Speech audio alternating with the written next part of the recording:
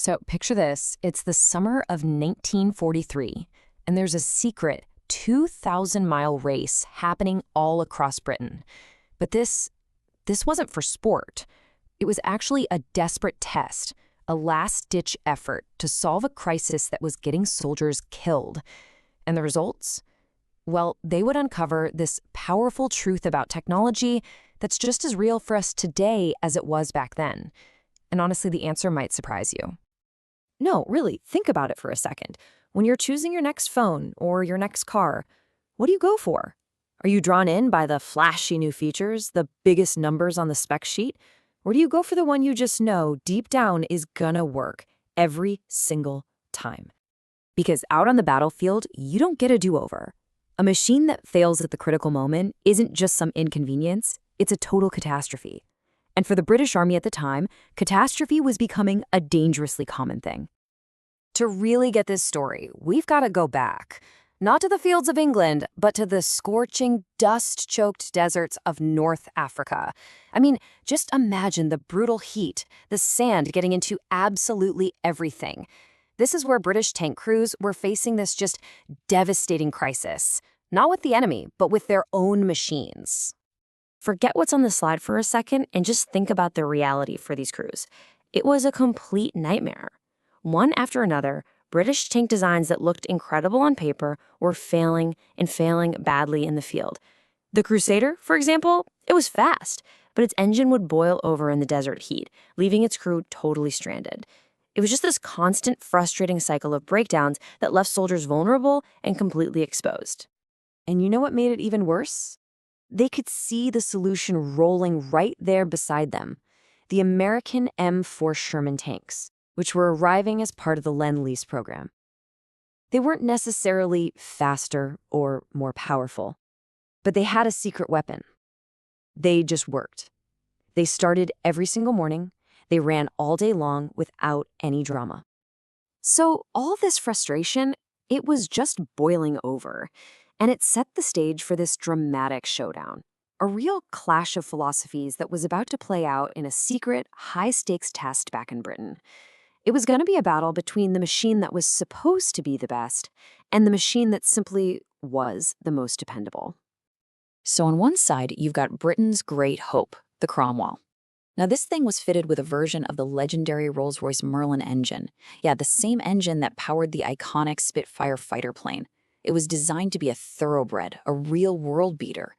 And on the other side, the proven American workhorse, the Sherman. It wasn't designed to be perfect. It was designed to be good enough, easy to mass produce, and above all else, reliable. And on paper, the Cromwell was an absolute superstar. A top speed of over 40 miles per hour was revolutionary for a tank of its size. It really seemed like the perfect answer, right? It combined speed, firepower, and of course, the incredible prestige of that Rolls-Royce engine. This was the tank that was supposed to restore British pride.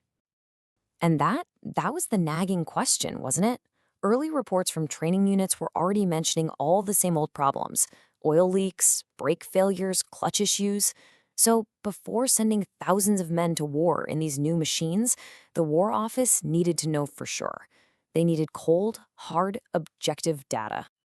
And so the stage was set. They decided to settle it once and for all. They designed this brutal 2,000-mile showdown, a secret trial codenamed Exercise Dracula, designed to perfectly simulate a long combat campaign and finally put the debate to rest. And they didn't mess around with the rules. This had to be a completely fair fight. They used standard production tanks, mixed British crews, and all the maintenance had to be done just like it would be near the front lines, with only the tools they had on hand. The goal was simple: find out which tank would not let its crew down. You know what? It didn't take long for the cracks to appear. The older British Centaur tanks were a total disaster, just constantly breaking down. The new Cromwells, they were better, but they were still plagued by those same nagging issues: oil leaks, brake fade. Meanwhile, the Shermans, they just kept on running, day after day, just setting the pace for the entire group. So as the exercise is nearing its 2,000-mile conclusion, the observers are compiling all the data. And when the dust finally settled, the numbers, Well, the numbers told a story that was nothing short of a national humiliation. Okay, look at this number, 0.03. What on earth does that mean? Well, this became the single most important number of the entire test. It's the number of maintenance hours required for every single mile driven. And for the Sherman, it was an incredibly low 0.03. So let's put that number into perspective. The Cromwell required more than double the maintenance of the Sherman. The Centaur was nearly triple. Now stop and think about what that actually means for the guys on the ground.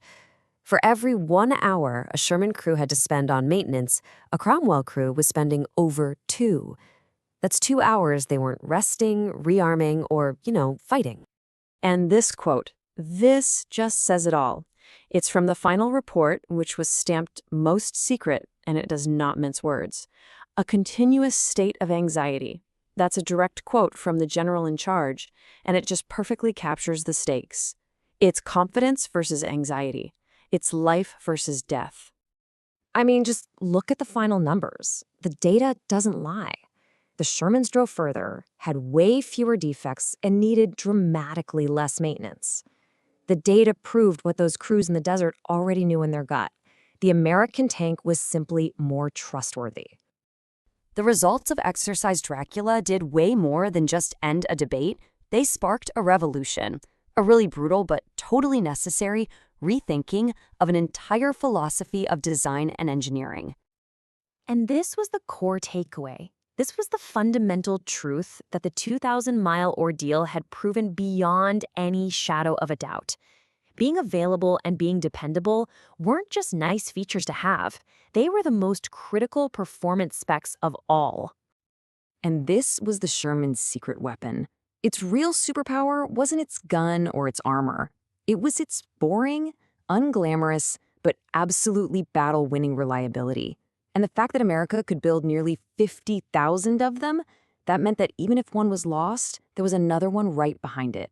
It was reliability on an industrial scale. So when you boil it all down, you had these two completely different ways of thinking. The British approach was all about aiming for that perfect high-performance machine, a thoroughbred.